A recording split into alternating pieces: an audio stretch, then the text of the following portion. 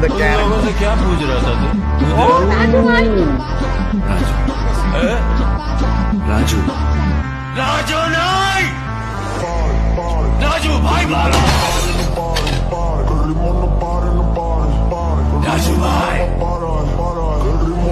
அந்த பையன் கிட்ட போய் சிங்கத்தை பத்தி கேட்டா என்ன தெரியும் ராஜு பாய் அந்த